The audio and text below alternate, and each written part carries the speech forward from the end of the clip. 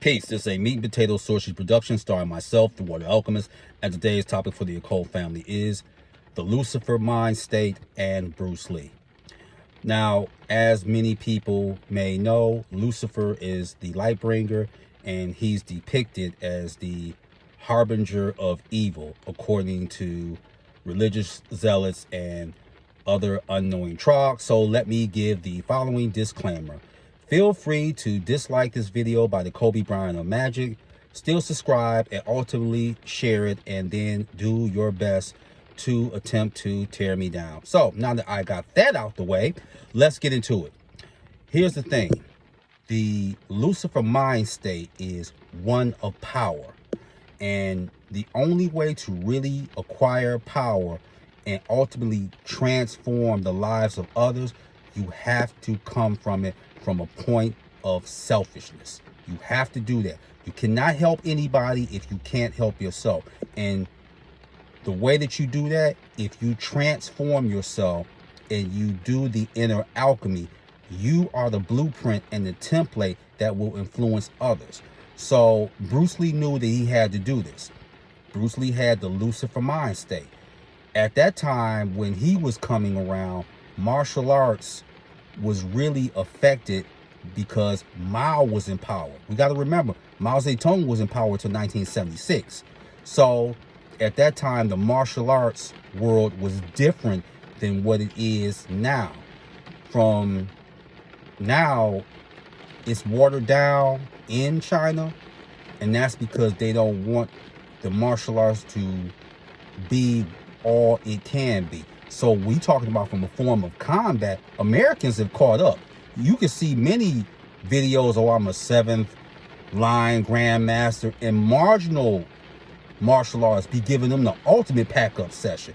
And Bruce Lee knew the way that we could change the game during that time is that we have to use Kung Fu as a vehicle, because Kung Fu is power and it's discipline. But they left out one component, and even an author named Wayne Chandler, who was a consummate martial artist himself. Wayne Chandler has a book, Ancient Future, great book, you should read it. And he talked about one of the things that they don't teach American martial artists is breathing. That's one. The other thing is the magical component. And yes, they do have a magical component in martial arts. Period, point blank. What do you think the Naruto cartoons are about when you're dealing with anime? So Bruce Lee, this is a story I got. When Bruce Lee met the great Kareem Abdul-Jabbar, he thought that Kareem was, because stereotypes you had, whether it was with blacks, whites, Asians, you had them.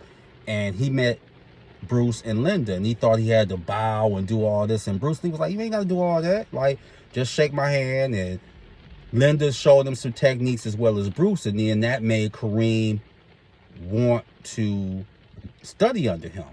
Bruce Lee was innovative.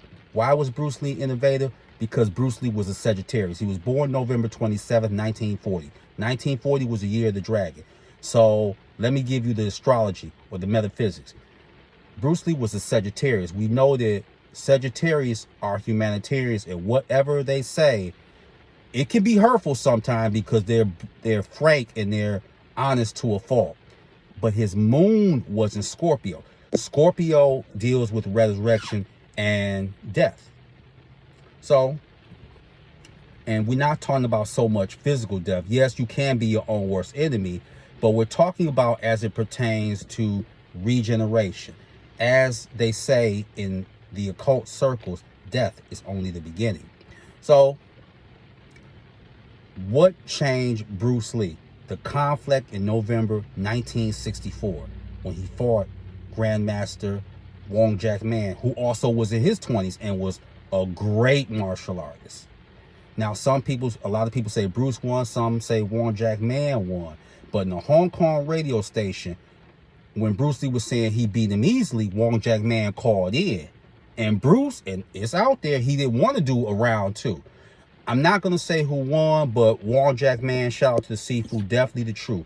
But Bruce Lee had that power where I got to be the best And Bruce Lee only kept himself around certain people. Let me name them. Bob Wall, Chuck Norris, Joe Louis, later on Jim Kelly.